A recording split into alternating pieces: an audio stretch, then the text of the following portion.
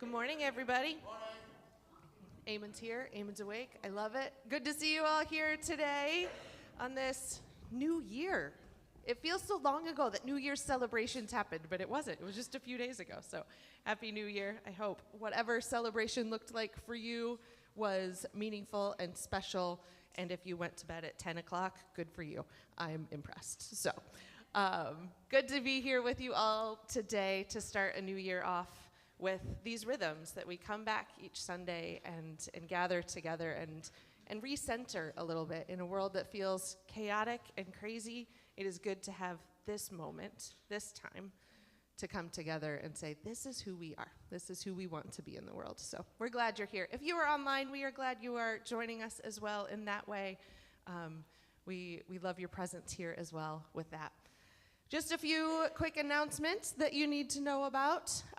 First of all, as you walked in, all right, maybe. If you walked in up the 28th Street entrance, you were given a a handout with some new safety procedures and policies that we're trying to implement in the new year. Just some ways to make sure we recognize the world that we live in and the space that we are, and wanting to keep all of us safe and still have a lovely, wonderful environment. So if you have any questions about those, talk to me or Chris or a steward, and we can go into more detail. If you are either a greeter or want to be a greeter, or you are a Branch Kids volunteer, we're going to gather right after worship just to go through some policies to make sure our volunteers know exactly what they're supposed to be doing. So greeters and Branch Kids volunteers. And you can just meet us in the office right after worship if that applies to you. We'll fill you in on all of those details. Also today, right after worship, Branch Students is back for the season. It is a service day today, and they are going to be making a meal, assembling some meals for AYA Youth Collective. So you'll eat first, I promise. We will feed you. And then you get to feed other people. So if you are in 6th through 12th grade, you are welcome to, right after worship, head downstairs to the fellowship hall, have some lunch, and then prepare a meal for some other people in our city as well. And then next week, we're going to celebrate a lot. We're going to be looking back over the last 20 years. The branch officially turned 20 the Sunday before Christmas. It is a big deal and worthy of celebration that this faith community that is so unique and so special, and I will say my favorite, has existed for 20 years. So we'll tell some stories about all those 20 years, and gather together and have some pictures and cake. There will be cake, I promise, cake.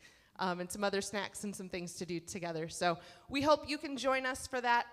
We'll start our normal time at 10. We'll be in here for our normal worship time. And then from like 11 to 12, we'll be throughout the building and celebrate that way next Sunday, okay? If there are people who you are connected with who are somewhat associated with the branch or used to be or whatever that looks like, please invite them as well. We'd love to have their faces and their presence as we celebrate 20 good years of God's faithfulness and our faithfulness together. So next week, yay, big party, great fun, okay? All right, this morning, we're gonna stand up and greet one another. If you are online, we'd love to say hello to you and hear where you are joining us from. If you're in the room, stand up, go say hello to somebody you haven't seen in a while. Wish them a Happy New Year, Merry Christmas, all the things. Ready, set, go, and we'll come back in a minute.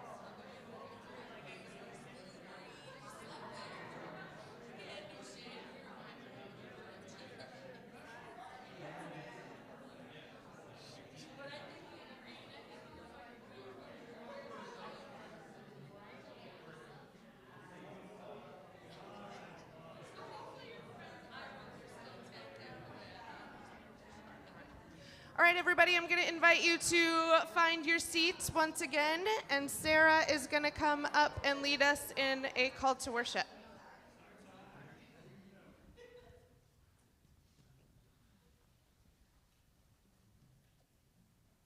Good morning. I'm reading off the screen, so we'll wait a minute. Awesome. I'll read the white print, you read the yellow print. In the dark of morning, the stars still shine. In the depth of winter, the birds still climb.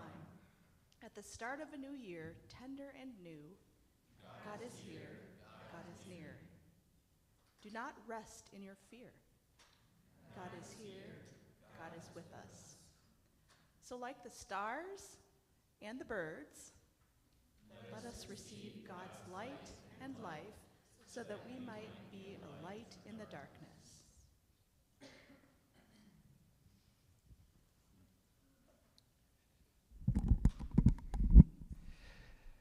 Boy, do not rest in your fear. Did that land with anyone? I don't know. I mean, to wake up, was it yesterday morning? Time's just a blur. And to find us, having invaded a country, it was, for me, just one more kind of one more thing to try and hold and to understand and to navigate. And I don't know about you, but for me, it just it has felt never ending now for a while. And when it's kind of one thing after another in the world, in our country, in this community, one of the things that can happen is we can end up resting in our fear. And fear has a way of causing us to withdraw and to pull back and to want to hide underneath our covers, And what we're trying to be as a community is a group of people who resist that, who do not rest in our fear, but instead try to continue to walk forward in courage and in compassion in this world that we live in. So what I wanted to do this morning was just to acknowledge the reality of life in 2026 in this particular part of the world that we live in. And I want to ask you to just check in with yourself and to see how fear might be showing up in your life. Just begin to consider that. What, if anything, and maybe you're fear-free. Chef's kiss to you, If not, where is fear showing up?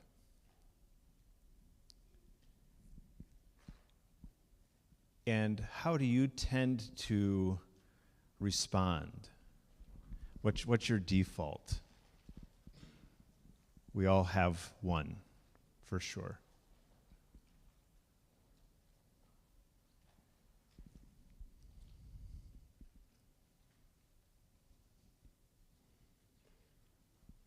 So this morning, in a new year, can we acknowledge together how fear may be present in our lives, or overwhelm, or despair?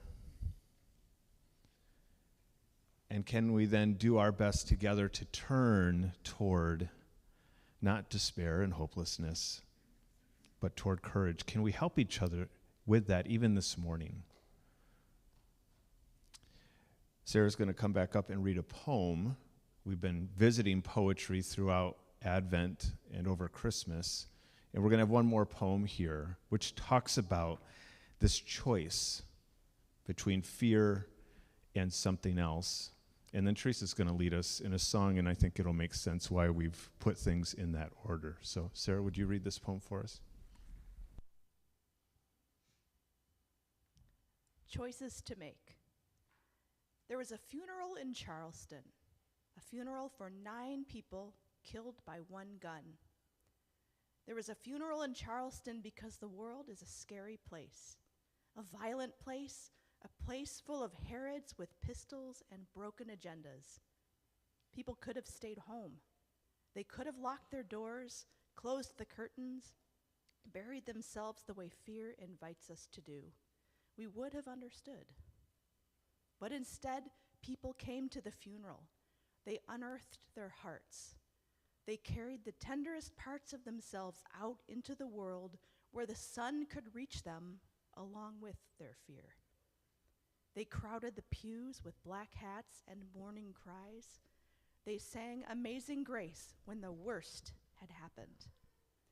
In a world full of fear, we have choices to make.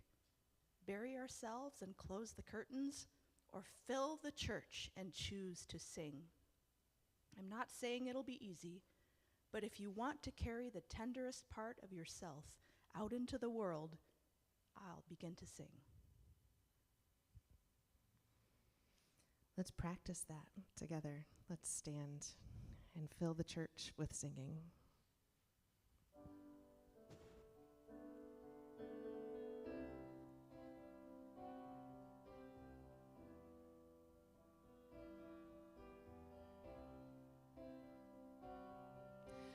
You heard the cry of our hearts, and you came down. Freely you gave us your love, showing us how. Make me an instrument of your peace. Where there is hatred, let me sow love. Where there is darkness, let me shine light. May your love cause us to cause us to open up our hearts. May your light cause us to shine so bright that we bring hope into the dark. All that we do without love, it means nothing. Grant us the courage to give as your calling. Make me an instrument of your peace. Where there is hatred, let me sow love. Where there is darkness, let me shine light. May your love cause us to open up our hearts. May your light cause us to shine so bright that we bring hope into the dark. Hope for the hopeless, your love is. Strength in our weakness, your love is. May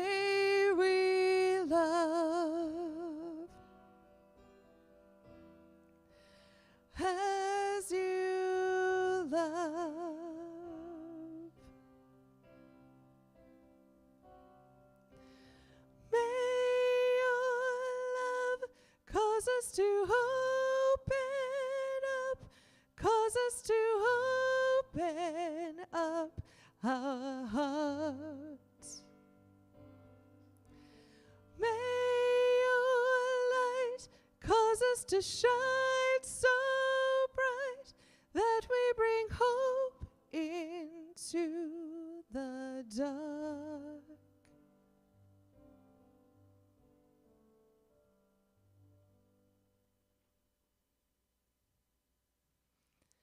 You can have a seat. Unless you are 5th grade and younger, then you can head to the back with Bethany and Joan.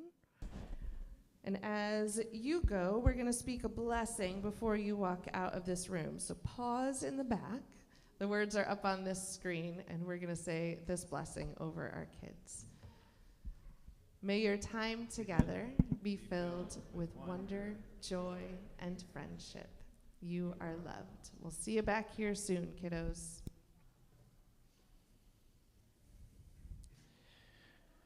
Well, good morning, everybody. My name's Chris. I didn't introduce myself earlier. I'm one of the pastors here at the branch.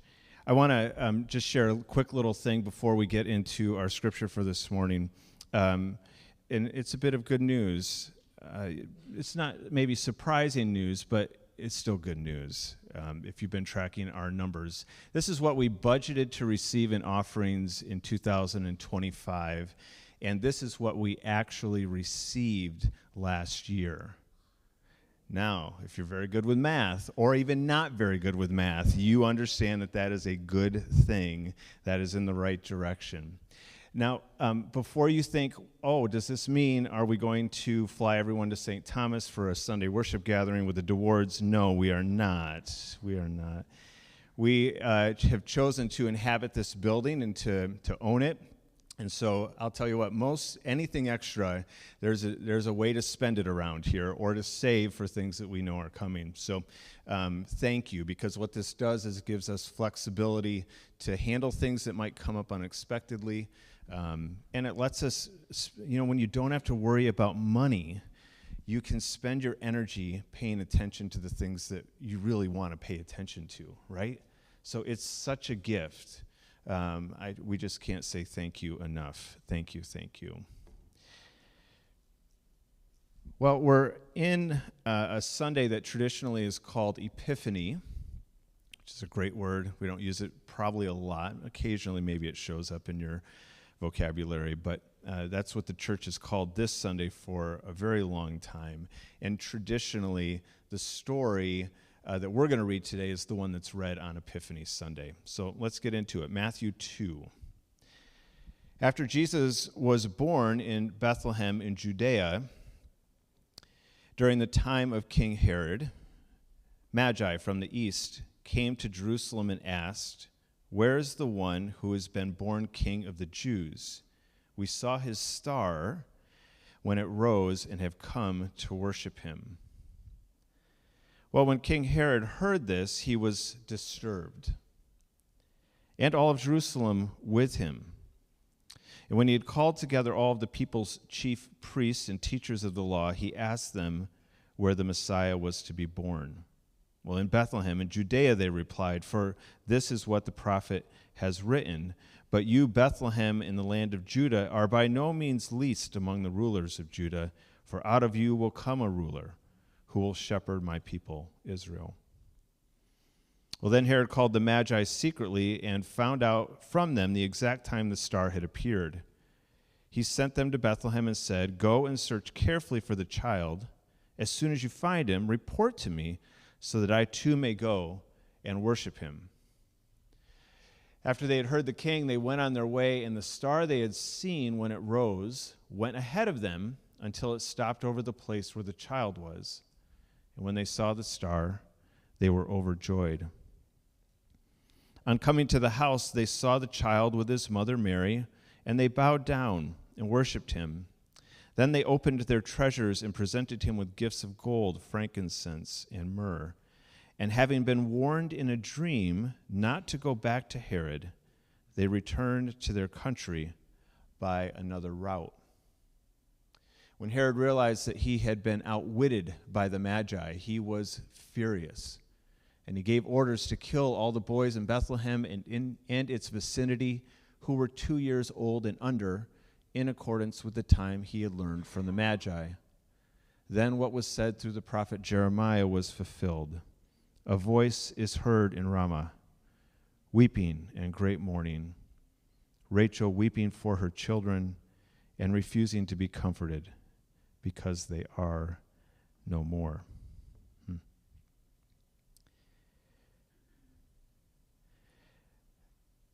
Easy to say that this text today ends in a difficult place.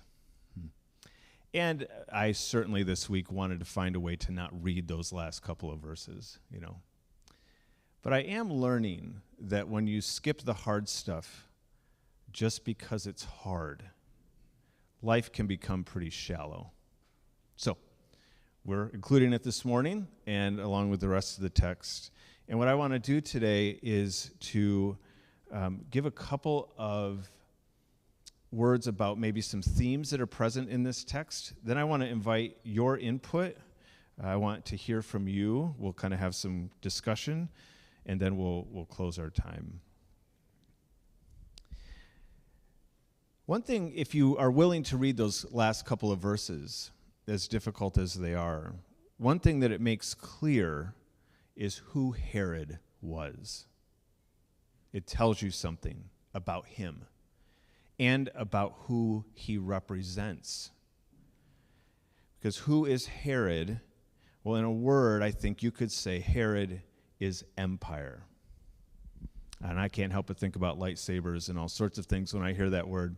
But this is a word that we've used and come back to in Advent. We talked about it when we had a community conversation at JB's Pizza this fall.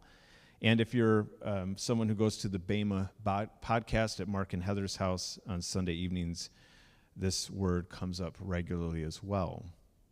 Empire, empire.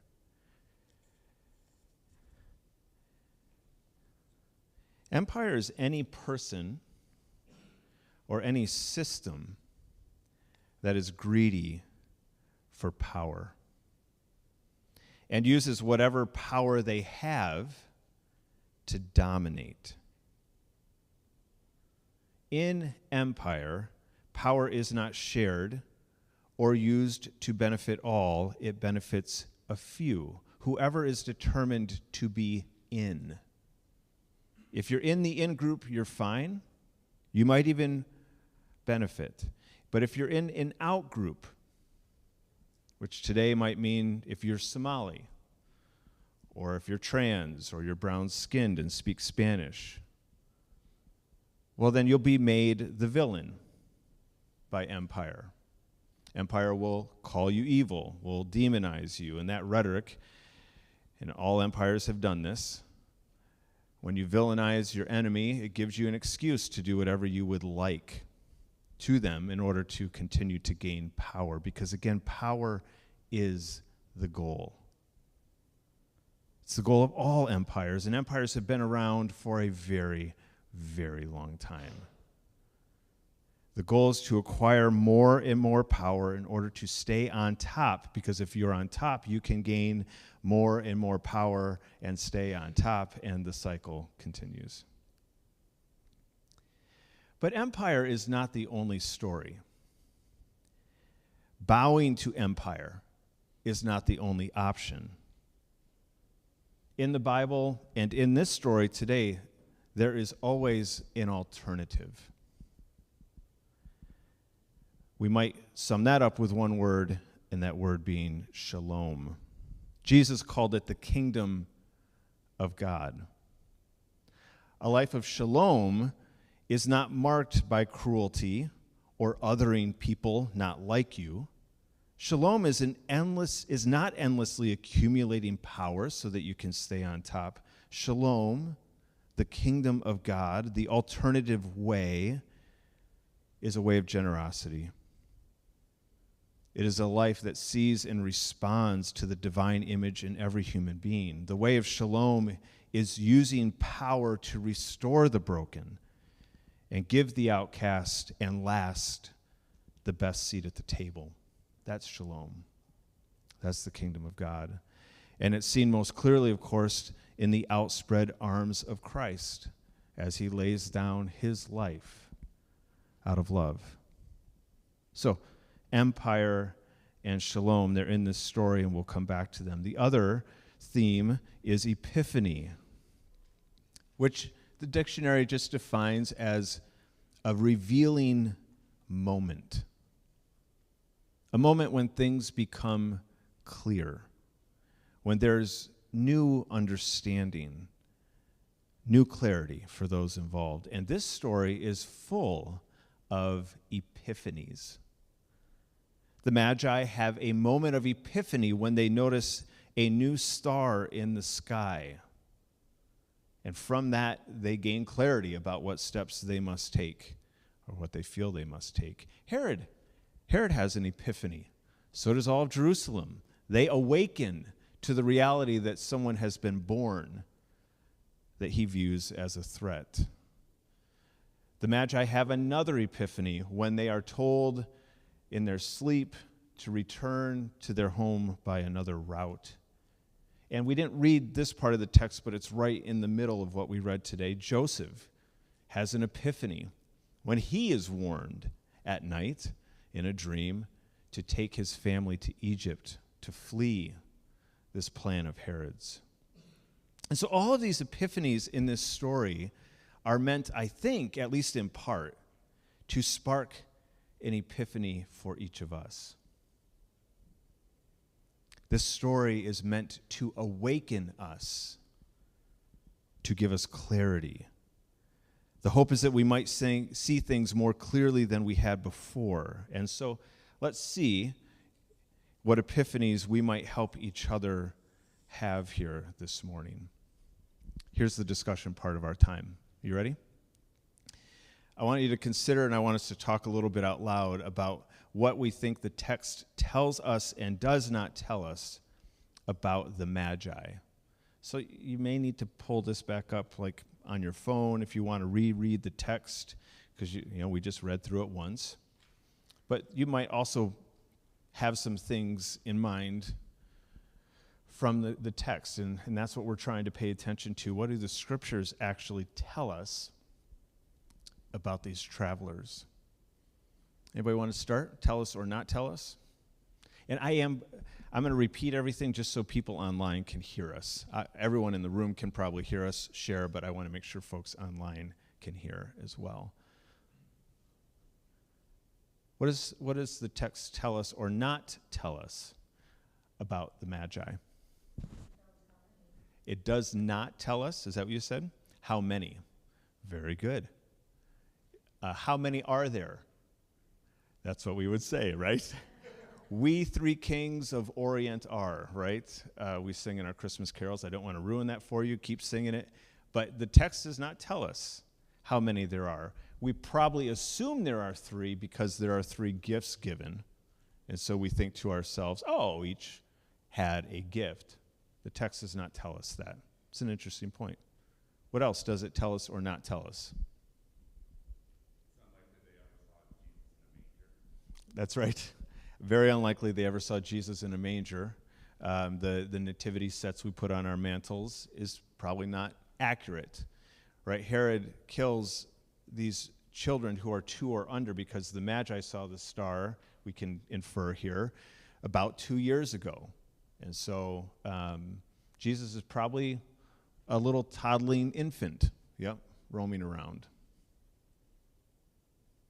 What else?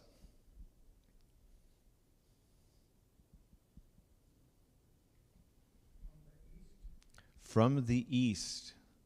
Yes, what does that mean, right? That's quite broad, I think you could say. That way, they're from that way, Okay, well, where exactly? Well, we're not maybe completely in the dark on that one. The word magi is rooted in an old Persian language, and it refers to a priestly class in Zoroastrianism. I knew I'd get that wrong. Zoroastrianism is an old monotheistic religion, I think from the 6th century, if I remember right, coming out of Persia. And so these were astrologers, but also potentially served some sort of religious function within this religious system and culture. But even that's pretty vague, right? But we do know a little something about it. One other thing I'll note about that word magi, it, from what we can tell from ancient writings of that time and from Persia, is that both men and women served as magi. What were the proportions? What the percentages? We don't know that. But it's not impossible that women would have been part of this traveling group to go and see this new king. I've not thought about that. I certainly didn't learn that growing up, even the possibility of it.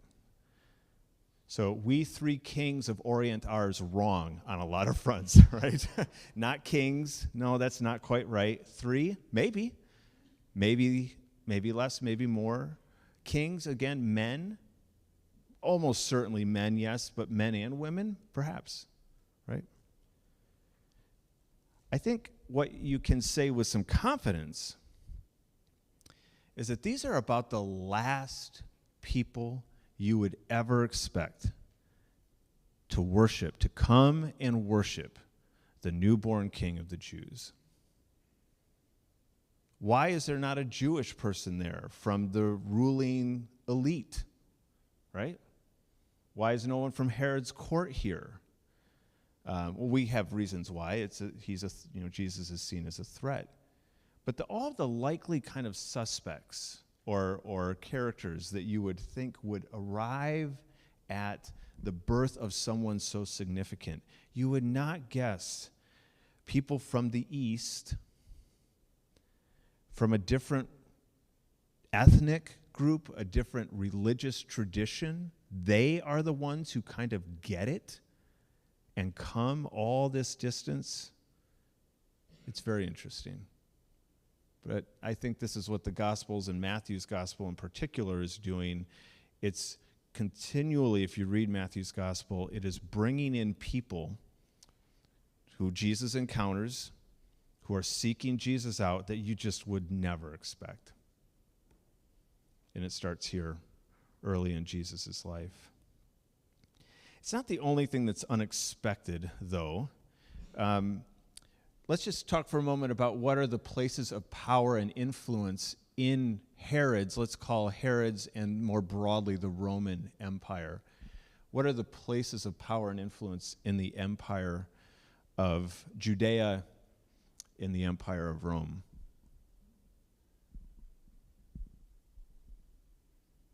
This one actually is fairly straightforward. Thank you. Rome would be one example, yes. That would be the seat of power in the Roman Empire. Mm-hmm. What's the most important place in Judea? Jerusalem. Yep, hands down, right? And Jerusalem is all of 5 miles away from Bethlehem, just to the north. So very close. Why wasn't Jesus born there?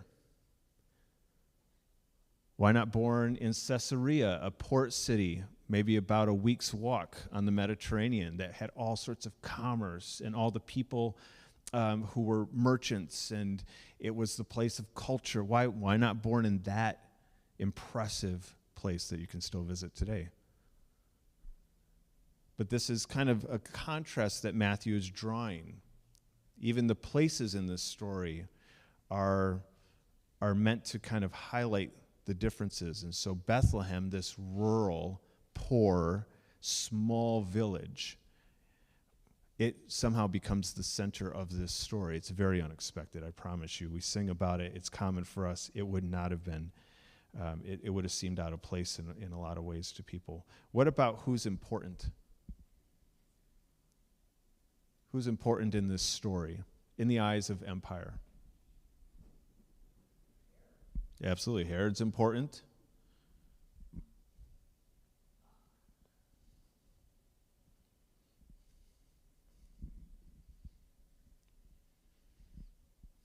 Go ahead.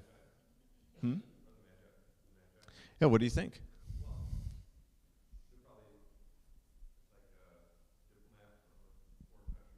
Yeah, they could have been seen that way. They got an audience with Herod. I guess that's not a small thing. Mm-hmm. Yep. Oh, anyone who's a threat to Herod would be important. Yeah, in a flipped sort of way. Herod consults who? Who does he consult when these magi show up? The chief priests, right? These top religious leaders within Judaism. Yep. So you've got these folks, and then I think, Elliot's an interesting point. Maybe the Magi were also seen as important for a different way, or because they were not a part of the existing Jewish culture and structures. They came with authority, perhaps. That's an interesting idea. How about this? How is power used in this story? How do the powerful use their power?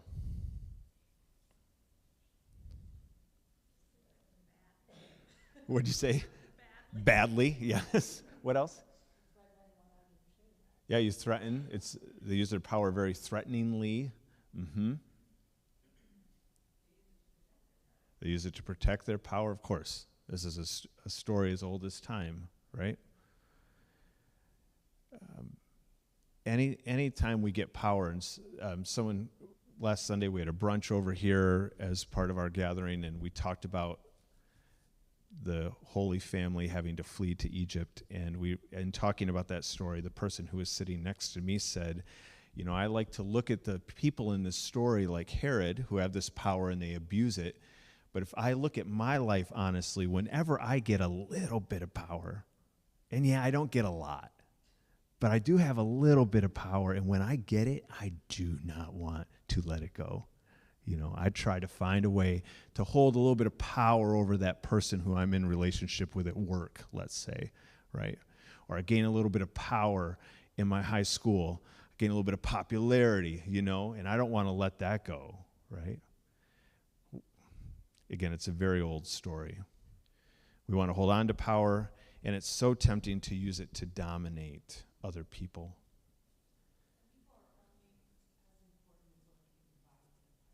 That's right. Yep. People are only as important as what they can provide empire. Appreciate that, Sarah. Which is why Jesus is important in the sense because he threatens to not provide but to take away. So he demands their attention, Herod's attention. He's, again, important on the flip side. We could go through these questions and think about what it means in shalom, right?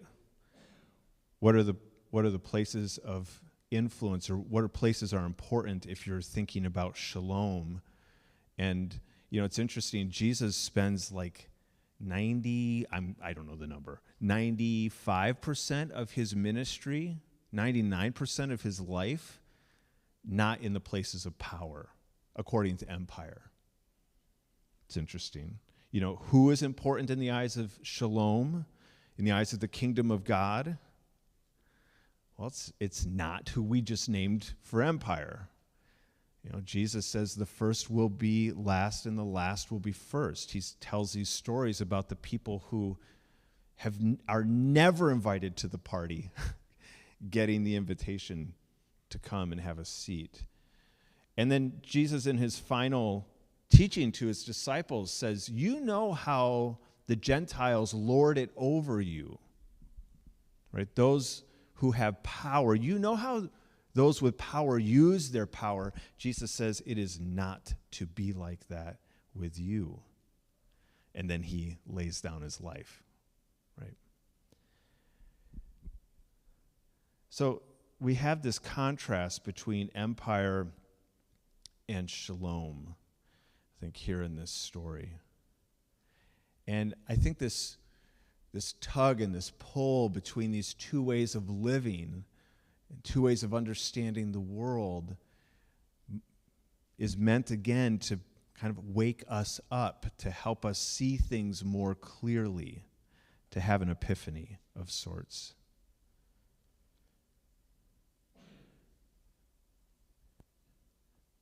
Ultimately, it's meant to invite us to live in a new way.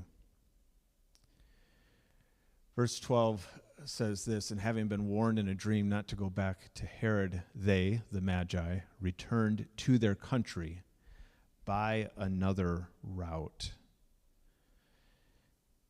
Dr. Buyong Lee, who we've been reading her commentary, bits of it throughout Advent here, writes of this moment for the Magi when they have this epiphany and it causes them to return by another route.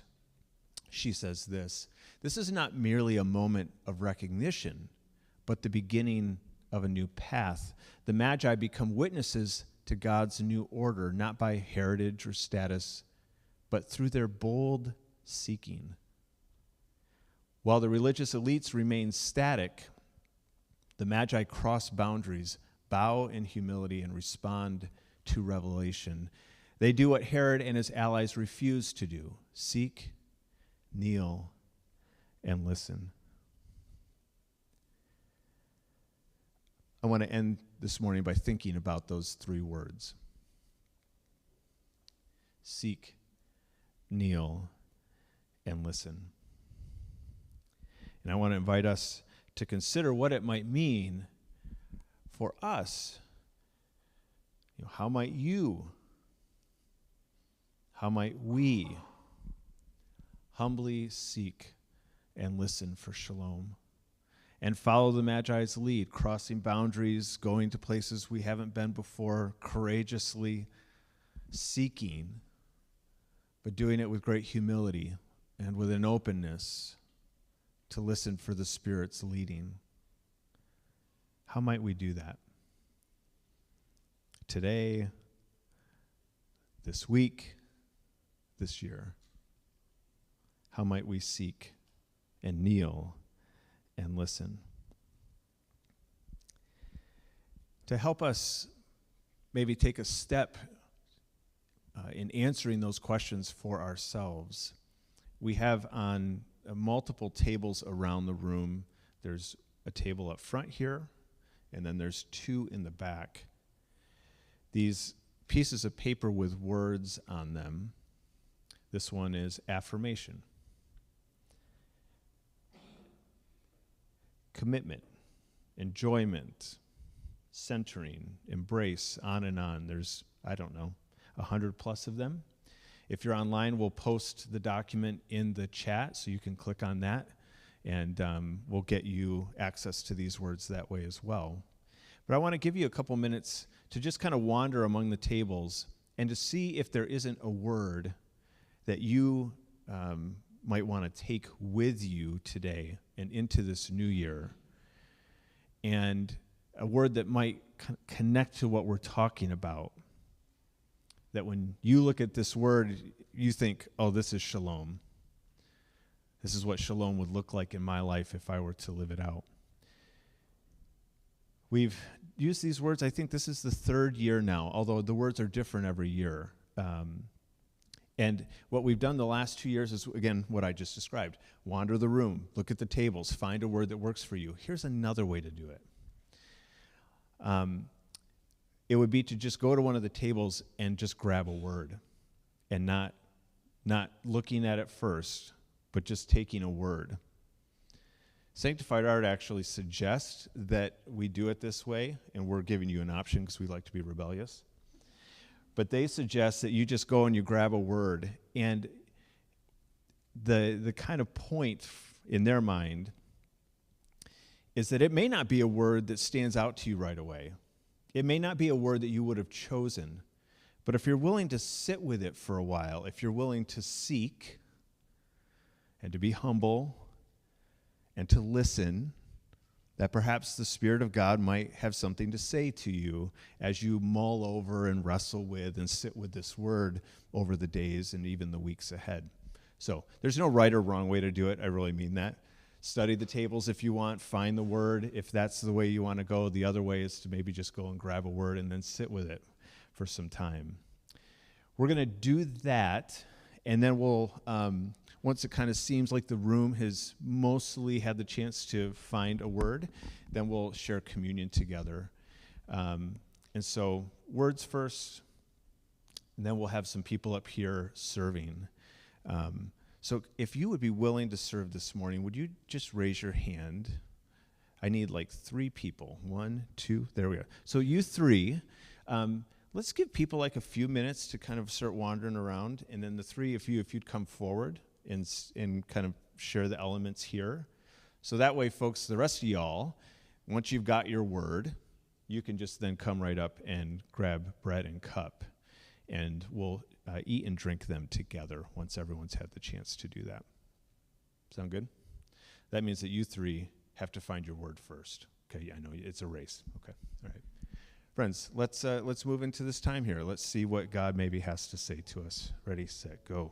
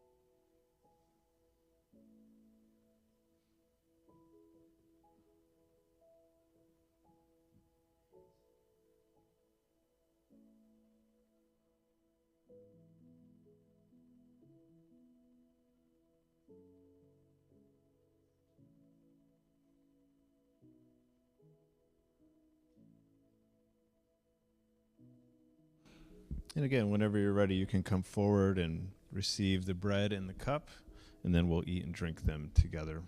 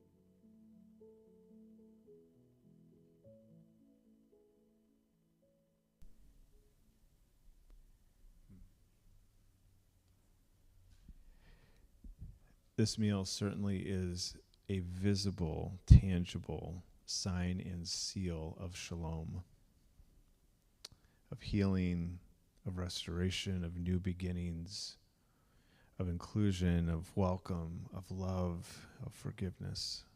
Let's take and eat, remembering those realities.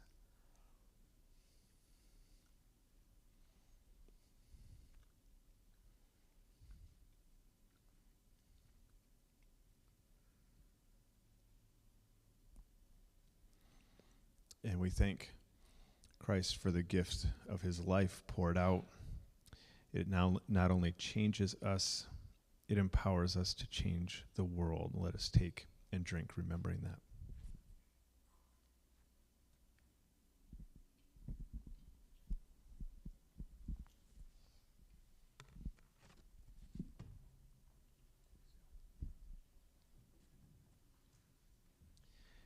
We're going to sing one more song as we prepare to close our time.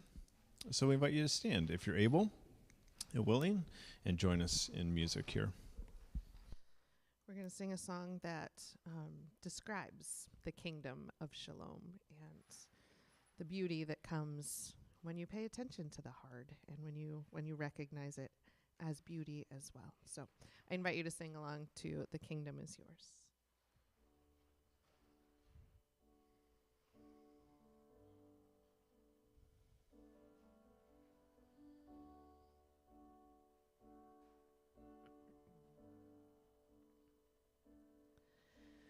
Blessed are the ones who do not bury all the broken pieces of their heart. Blessed are the tears of all the weary, pouring like a sky of falling stars. Blessed are the wounded ones in mourning, brave enough to show the Lord their scars. Blessed are the hurts that are not hidden, open to the healing touch of God. The kingdom is yours.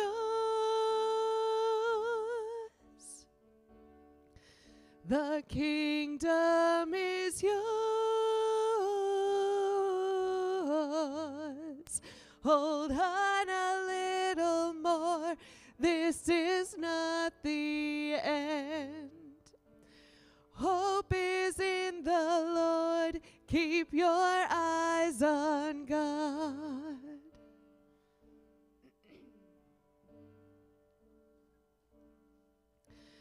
Blessed are the ones who walk in kindness, even in the face of great abuse. Blessed are the deeds that go unnoticed, serving with unguarded gratitude. Blessed are the ones who fight for justice, longing for the coming day of peace. Blessed is the soul that thirsts for righteousness, welcoming the last, the lost, the least. The kingdom is yours. The kingdom is yours. Hold on a little more. This is not the end. Hope is in the Lord. Keep your eyes on God. The kingdom is yours. The kingdom is yours. Hold on a little more. This is not the end. Hope is in the Lord. Keep your eyes on God.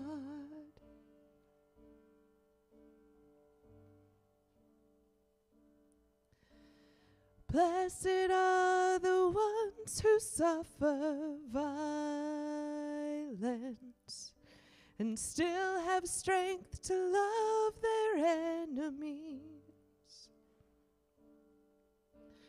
Blessed is the faith of those who persevere. Though they fall, they'll never face defeat. The kingdom is yours. The kingdom is yours. Hold on a little more. This is not the end. Hope is in the Lord. Keep your eyes on God.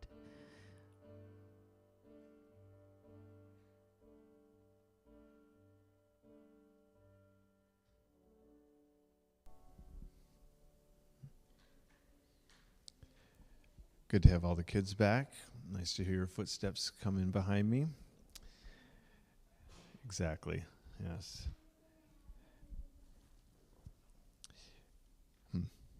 It is easy to rest in your fear, but there is another way. And so this week, may you be people who seek and who kneel and who listen, believing that the Spirit of God is leading us not towards power and domination, but towards grace and peace. Be those people this week. Amen. And we'll see you next Sunday for a party. We're looking forward to it. Hope you'll invite folks to come to celebrate with us. We'll do that during worship and for about maybe half an hour, 45 minutes after worship if you're able to stay with us. So looking forward to that. Have a great day.